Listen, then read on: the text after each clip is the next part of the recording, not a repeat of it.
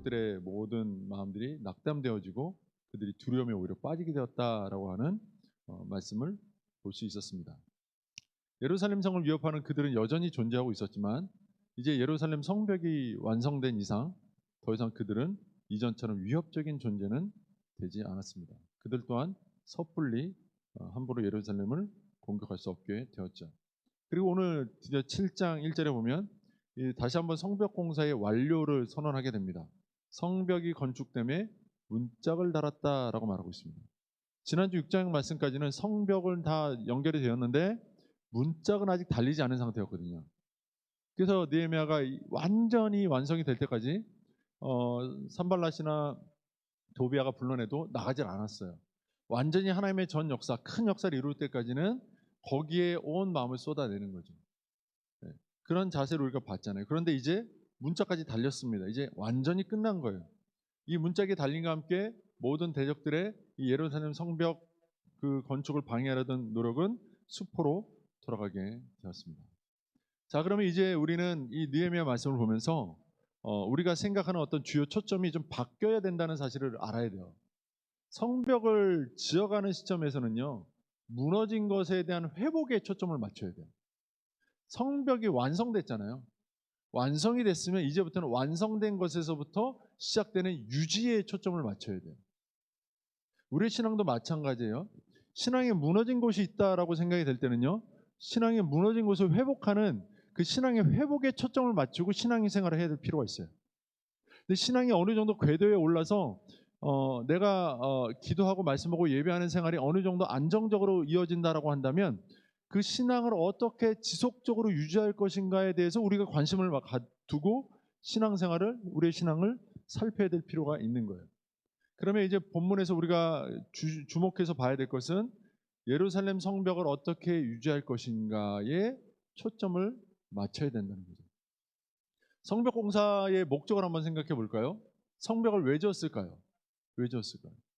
아마도 가장 중요한 이유는 성벽이 없는 백성, 그것은 언제든지 주변 민족들에게 탈취당할 수 있는, 정복당할 수 있는 그런 방어력이 없는 백성이라는 뜻이죠.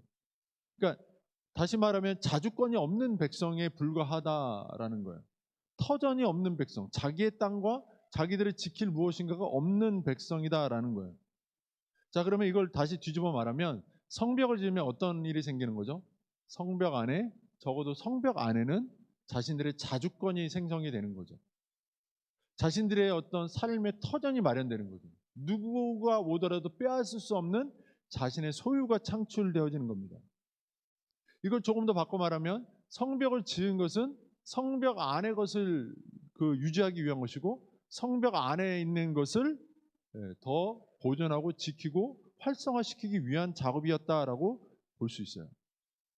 그렇잖아요. 성벽을 지어놓고 집을 안 짓는 사람들이 있을까요? 없어요. 오히려 이스라엘 백성들은 성벽을 짓기도 전에 자기들은 그 벽이 있는 집을 세워놓고 거기에 살았다라고 하나님이 책망하신 적이 있거든요. 이 사람들은 집은 있어요. 그런데 성벽이 없어요. 언제든지 주변에 쳐들어오면 다 뺏길 수 있는 판이죠. 성벽을 지으면 어떻게 되는 거예요? 이제 그 집은 빼앗기지 않는 거죠. 안전하게 보호될 수 있는 장치가 생기는 거예요. 그러니까 성벽은 나와 내 가족과 내 삶의 터전을 안전하게 지킬 수 있는 하나의 방어벽인 거죠. 자, 그래서 이제 그 성벽이 이렇게 세워졌단 말이에요.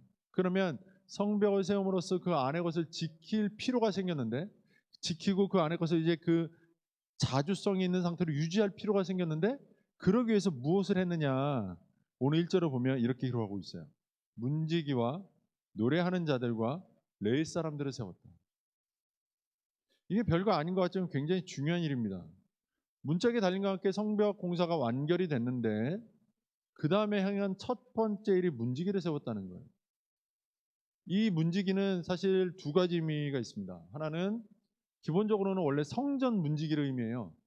근데 이 당시에 예루살렘 성전의 문지기, 성전만 지키기에는 사실 어려운 상황이었거든요. 성벽이 이제 막 완성되었고 성벽의 문지기도 필요한 상황이었기 때문에 아마도 이 성전을 지키는 문지기가 성벽을 지키는 문지기 역할도 함께 했을 거다라고 신학자들은 추정을 합니다.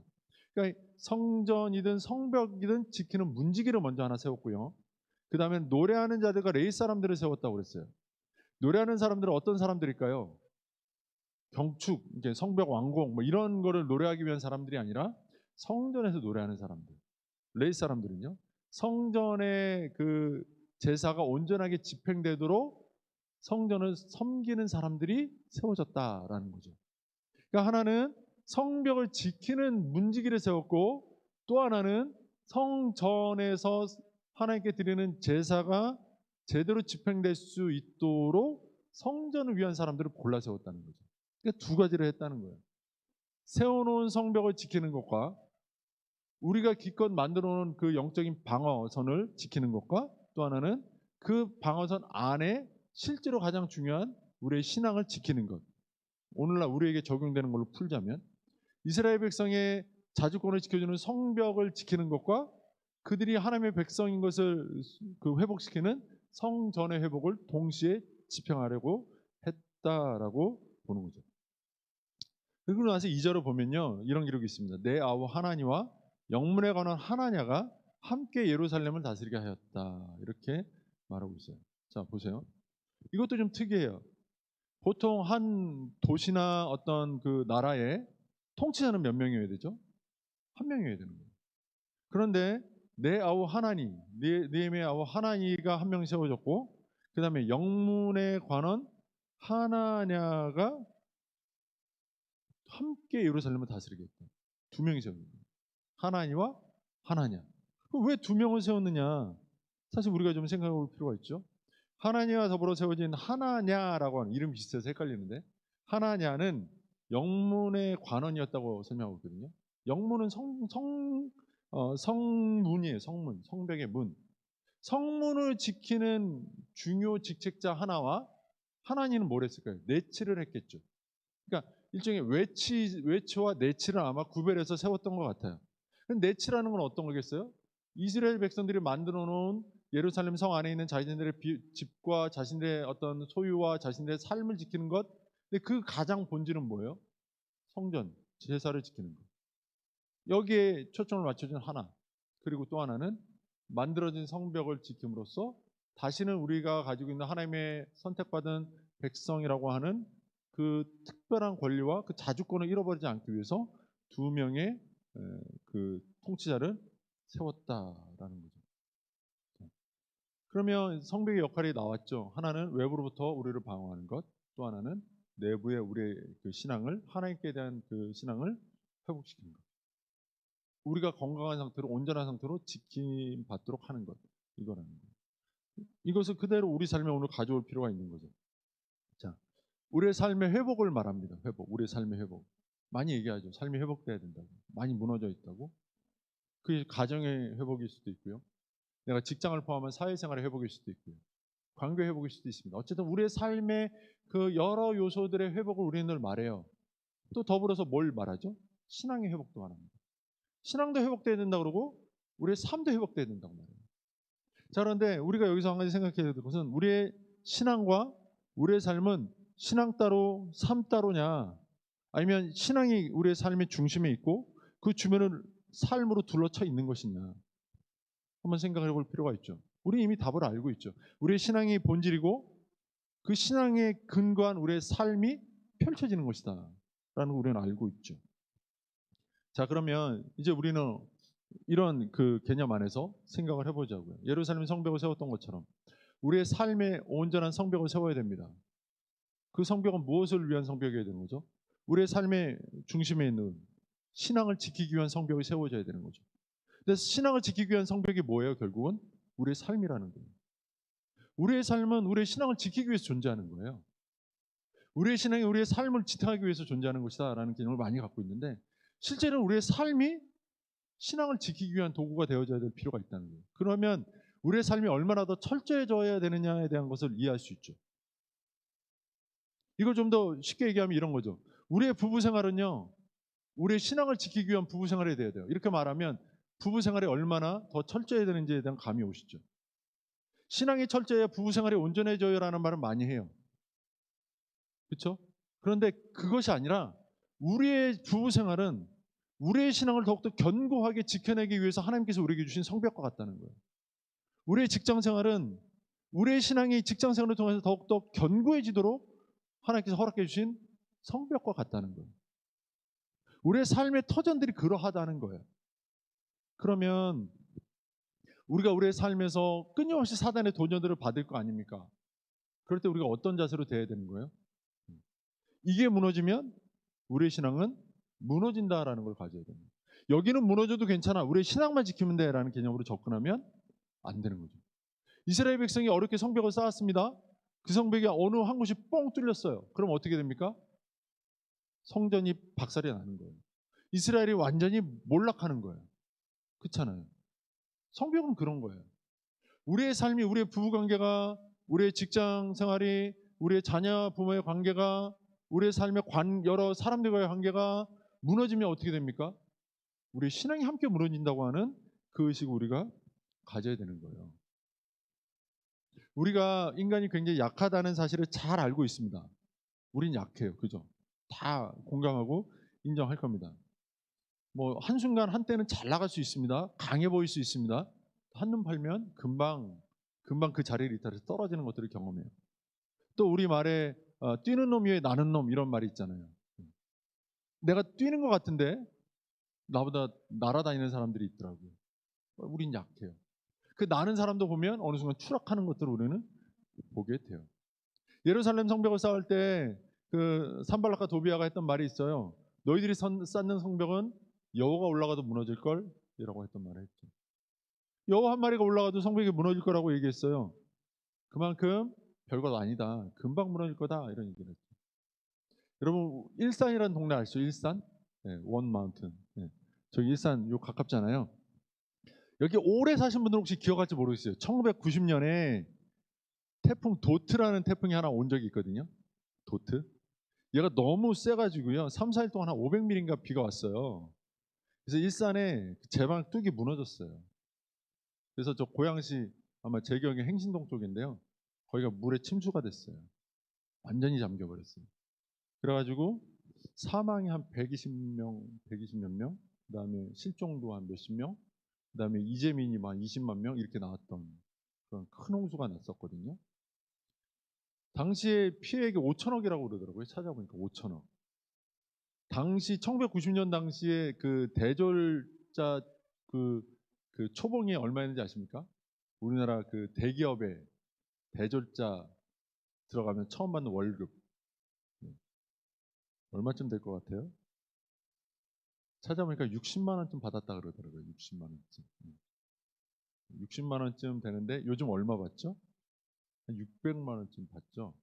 네, 대기업에 들어가면. 그래서 단순히 산술적으로 계산하면 당시 5천억 정도의 그 손실이 났다면 오늘로 치면 5조 정도 손실이 난 거예요. 저 고양시 전체도 아니고 행신동 일대 물 잠긴 것 때문에 5조 원 정도 손실이 난 거죠. 어마어마한 손실입니다. 그죠? 5조 원이면 그게 얼마입니까 도대체. 전 국민한테 돈을 줘도 꽤 많이 받을 수 있는 돈인데요. 엄청났죠. 그리고 나서 그 무너진 데를 다시 세워요. 물이 넘치지 못하도록 높게 세웁니다. 그리고 그 높게 세운 터 위에다가 그걸 더 견고하게 하기 위해서 도로를 하나 만들죠. 그 도로가 뭔지 아십니까? 자유로입니다. 자유로는 도로가 아니고요. 뚝이에요. 네. 막고 있는 제방이에요. 제방. 그 위에 도로를 낸 거예요. 네. 자, 그러면 한번 여러분 생각해 보자고요. 당시에 그 제방이 무너졌어요. 1990년 당시에. 근데 그 제방이 얼마나 오래됐길래 무너졌는가를 사람들이 잘 몰라요. 그 제방이 1925년에 만들어진 거예요. 일제시대 때. 65년 만에 무너진 거거든요. 굉장히 오래됐죠. 근데 튼튼했어요. 그러니까 65년이나 버텼죠. 튼튼해. 무너질 거라고 생각하지 않았어요. 행신동에 있는 사람들은요, 그게 무너질 거라고 전혀 생각한 적이 없습니다. 한순간에 무너져서 20만 명의 이재민이 나고 100명이 죽어 나갔는데 무너질 거라고 생각한 적이 없어요. 그 벽이. 자, 그러면 그게 어떻게 무너졌느냐. 당시에 무너진 다음에 안 게 아니고요. 무너지기 직전에 알았어요. 그 근처 그 부대에서 사단장이 한번 그보다 6년 전에 한번 무너질 만한 거를 찾아가지고 막은 적이 있어가지고 병사들을 통해서 다 정찰을 보냈단 말이에요. 다 정찰을 하다 보니까 하루 600m 지점에 한 5cm 정도 구멍이 나가지고 흙탕물이 새고 있는 걸 발견했대요. 보고를 받고 더 해라 그래서 내려가 보니까 그로부터 한 길을 따라서 300m 정도를 쭉 길을 따라서 구멍이 한 13개 정도 나 있었대요. 5cm 정도 되는 요만한 구멍이죠. 요만한 구멍. 그런 거 한 10개 나 있는 거죠. 한 300m에 거쳐서. 이거 얼마나 금방 무너질까요? 부대에서 나와서 그 모래주머니로 구멍을 막고 작업을 했대요. 그리고 그 고양시 주민들을 고지대로 다 대피시키려고 했어요. 그런데 다 대피하기도 전에 무너져가지고 100명이 죽었어요. 학자들은 아마 이 5cm짜리 구멍이 왜 났을까를 따질 때 두더지나 들짐승들이 판 게 아닐까라고 추정을 해요. 별거 아니죠. 이 산발락과 도비아가 예루살렘 성벽을 놓고 여호가 올라가도 무너질 거라고 했던 것보다 더 작은 동물들이 판 거예요. 걔네들이 팠는데 그 별것 아닌 그 5cm짜리 구멍들 몇 개가 그 뚝 전체를 무너뜨린 거예요. 그걸 다 무너뜨리고 사람들을 100명이 넘게 죽음으로 내몬 사건이 그 1990년에 일어났던 그 고양시 뚝 붕괴 사건이거든요. 여러분, 사람 강하지 않고요. 우리의 삶이 그렇게 견고하지 않아요. 우리가 지금 얼마나 많은 연봉을 받고 얼마나 많은 안정감을 가지고 사는지 모르겠어요. 그렇지만 우리가 사는 삶이 그렇게 견고하지 않아요. 세상에 불변하는 견고함은 하나님께만 있어요. 우리는 그 사실을 늘 기억해야 돼요. 그래서 우리가 사는 삶을 하나님과 연결시켜 놓고 살지 않으면 우리의 삶은 무너져요. 그리고 우리의 삶이 무너지면 우리의 신앙도 금방 무너져 버리게 돼요. 첫사랑 아담과 하와는 절대로 하나님 앞에 범죄하지 않을 것 같았지만 사단이 그들의 그 틈에, 하나님과 그들 사이의 틈에 들어와서 선악을 알게 하는 나무 열매를 먹으면 너희가 하나님처럼 될 걸이라고 하는 그 유혹 몇 마디에 사람은 금방 무너져 버렸어요. 그들의 인생은 다 죄인으로 이 땅에 태어나고요. 죄악된 상태 가운데 충분히 강하지도 못하고 완전하지도 못한 상태로 사람은 살아가고 있음을 우리는 알고 있지 않습니까? 그런 우리라면, 그런 자신을 알고 있는 우리라면 우리는 성벽을 바르게 세워갈 필요가 있는 거죠. 여러분, 이스라엘이 왜 망했는지 아십니까? 과거 북이스라엘이 먼저 망해요. 남쪽 유다는 조금 늦게 망하고. 북이스라엘이 왜 망했냐? 당시 근동 지방에 북쪽 지방에 아수르라는 나라가 굉장히 강해지거든요. 이 아수르에 대해서 그러니까 위협 의식을 느끼고 북이스라엘이 아수르를 정벌하자라고 남유다한테 요구해요. 근데 유다가 거절하고 아수르랑 동맹 관계를 유지해요. 그래서 북이스라엘이 그 아수르에 대해서 이렇게 반대하고 덤비다가 결국 아수르 침공을 받아서 멸망해 버려요. 아수르가 이제 그 당대를 다 그렇게 북이스라엘까지 멸망시키고 꽤 강하게 있다가 이제 아수르가 약해지고 저 동쪽 지방의 바벨론이 강하게 일어납니다. 바벨론이 강해지고 더불어서 서남쪽 지방의 이집트도 강성해져요. 그러면서 남쪽 유다가 잠시간 이집트의 간섭을 받게 돼요. 근데 이때 바벨론이 이제 애굽을 몰아내게 되고 이제 가나안 땅에서 애굽을 몰아내고 바벨론과 동맹을 맺습니다. 유다가. 그리고 바벨론하고 좋게 지내요. 좋게 지낸다는 게 사실은 이제 그 바벨론의 통치를 받는, 지배를 받는, 어느 정도 간섭을 받는 상태로 유지되는 거죠.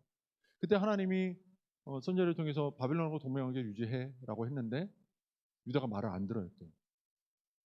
우리는 하나님의 백성이고 자주민이니까 우리가 하나님 백성답게 우리 독립권을 유지할 수 있어야지라고 생각했던 모양이에요. 바벨론은 동맹을 파괴합니다. 결국 어떻게 되냐면 바벨론이 와서 남유다를 무너뜨리고 남유다까지 완전히 다 멸망하게 되죠. 그리고 다 포로로 끌려가게 됩니다. 당시에 유다를 지킬 필요가 있었던 문지기와 같은 왕과 지도자들이 하나님의 음성을 듣지 아니하고 하나님의 말씀대로 행하지 않았고 하나님의 말씀에 순종하지 않았기 때문에 남쪽 유다는 완전히 멸망해 버려요. 오늘 느헤미야가 성벽을 세워놓고 2명의 그 지도자를 세우죠. 영문을 맡았던 하나냐를 통해서 성벽을 지키게 합니다. 깨어 있어야 돼요. 삶의 테두리, 삶의 내용들을 지키기 위한 깨어 있음이 우리에겐 필요합니다. 그것이 무너지면 우리의 신앙은 반드시 위협받을 수밖에 없음을 오늘 우리에게 알려줘요. 또 반대로 그러나 겉은 멀쩡해 보여도 안에 우리의 신앙이 썩고 있으면, 우리의 신앙이 식어져 버리면 그 역시도 마찬가지. 안이 썩으면 밖까지 골마 터지는 건 금방이에요. 그래서 안의 성전도 온전하게 지켜져야만 할 필요가 있었습니다. 네. 그래서 느헤미야는 노래하는 자들과 레위 자손들을 동원하죠. 근데 여기서 우리 한 가지 좀 특이하게 생각할 게 있어요. 그건 뭐냐면, 레위 사람은 제사를 집행하는 사람이 아니에요. 제사를 여러모로 도와주고 섬기는 사람이지. 제사를 집행하는 사람은 아론의 자손들인 제사장들이 집행하게 돼 있거든요. 근데 제사장이 안 보여요, 오늘 본문에. 노래하는 자들과 레위 지파는 보이는데, 레위 사람들은 보이는데 제사장은 어디 갔는가? 레위 사람들 속에 속해 있었는가? 아니라는 거예요. 네, 아니라는 거예요. 그러면 어디 갔을까? 우리는 한번 생각을 볼 필요가 있죠. 네. 63절에서 오늘 읽지 않았지만 7장 63절에서 65절에 보면 이런 기록이 있습니다. 제사장 중에는 호바야 자손과 학고스 자손과 바르실레 자손이니, 바르실레는 길앗 사람 바르실레의 딸 중에 하나로 아내를 삼고 바르실레 이름으로 불린 자라. 이 사람들은 계보 중에서 자기 이름을 찾아도 찾지 못하였으므로 그들을 부정하게 여겨 제사장의 직분을 행하지 못하게 하였다. 이런 기록이 있습니다. 제사장을 회복시켜야 되는데요, 나라가 망한 지 지금 150년이 넘어가니까 어떻게 해볼 길이 없잖아요. 제사장이 어디 갔는지 제사를 드려본 적도 없고, 몇 대가 흐르니까 지금 이게 의식이 흐려져 가지고 어떻게 됐는지를 못 찾는 거예요.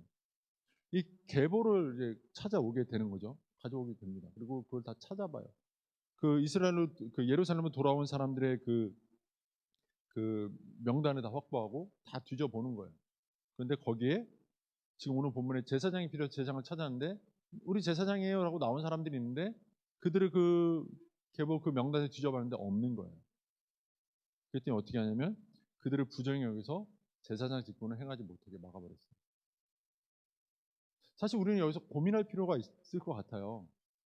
지금 성벽도 건설됐고요, 성전도 지금 이제 건설돼 있던 상태니까 거기서 제사를 드려야 돼요. 근데 제사장이 없으면 집행이 안 돼요. 제사장 역할을 할 수 있는 사람을 찾아봤는데 나오긴 나왔는데, 제사장 역할에 대해서 아는 사람이 나왔는데 이름을 찾아보니까 제사장 명단에 없어요. 계보에 들어있지 않아요. 그러면 그냥 그 사람들 시켜서 제사를 빨리 드리는 게 중요할 수도 있잖아요. 드릴 거냐 말 거냐. 근데 느헤미야는 판단하기를 그들은 부정하다, 드릴 수 없다라고 멈춰줍니다. 그러면 성벽은 완성되는데 제사를 못 드리면 그들의 신앙은 썩는 것 아닙니까? 라고 생각할 수 있죠. 침체되는 거 아닙니까? 근데 반대로 하나님이 명하신 대로 제사를 드리지 않으면 어떻게 됩니까? 안 되는 거잖아요. 그 역시도 썩는 거예요. 이래도 썩고 저래도 썩는 그 상황에서 느헤미야는 선택하는 거죠. 하나님이 명하신 대로, 하나님의 방식대로 집행하는 것이 옳다. 그래서 65절에 보면 총독이 그들에게 명령하여 우림과 둠밈을 가진 제사장이라는 전에는 지성물을 먹지 말라 하였습니다. 우림과 둠밈이라는 게 예전에 처음 이제 제사장을 세울 때 일종의 뭐랄까요, 제비를 뽑는 도구 같은 거예요. 결정을 내기요, 하나님의 뜻을 판단하기 위한 도구 같은 거예요. 그거를 제사장은 이제 가지고 있게 돼 있거든요, 의복에. 그것을 가진 진짜 제사장 역할을 할 수 있는 제사장 가문에 속한 자들이 나올 때까지는, 발견될 때까지는 지성물을 먹을 수 없고 제사장이 제사하는 역할들을 그들이 감당시킬 수 없다, 중단시키게 되죠. 여러분, 그러면 제사 어떻게 드렸을까요? 사실 뭐 정확하게 우리가 다 캐치해낼 수는 없죠. 그러나 오늘 본문에서 우리는 중요한 사실을 깨달아요. 성벽을 세운 건, 느헤미야가 성벽을 회복한 건 우리 동족이 성벽이 없어서 너무나 불쌍한 삶을 살고 있어라고 하는 측은지심, 동정심에서 발생된 게 아니고요, 성벽을 쌓아 올림으로써 하나님의 성을 회복하고자 하는 느헤미야의 그 하나님을 향한 열심이었다라는 것을 우리는 발견해야 되는 거예요. 여러분, 오늘 우리가 직장 생활하는 것 어떤 식으로 해야 됩니까? 하나님의 나라를 회복하고자 하는 열심으로 직장 생활을 해야 되는 거예요. 부부가 부부 관계를 할 때 어떤 마음으로 해야 됩니까? 부부 관계를 통해서 우리 부부 속에서 하나님의 나라를, 하나님의 성을 회복시킨다라는 마음으로 서로를 대해줘야 되는 거예요.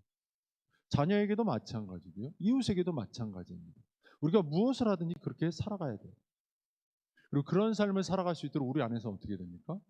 철저하게 하나님의 말씀에 근거한 하나님의 말씀 중심적인 삶의 태도를 견지할 필요가 있는 거죠. 말씀은 마음에 없는데 하나님의 뜻대로 사는 모양만 있는 사람들이 있어요. 성벽은 있는데 성전의 역할이 없는 사람들이죠. 반대로 굉장히 믿음은 있어 보이는데 삶은 없는 사람들이 있어요. 성벽은 없고 성전만 있는 사람들이죠.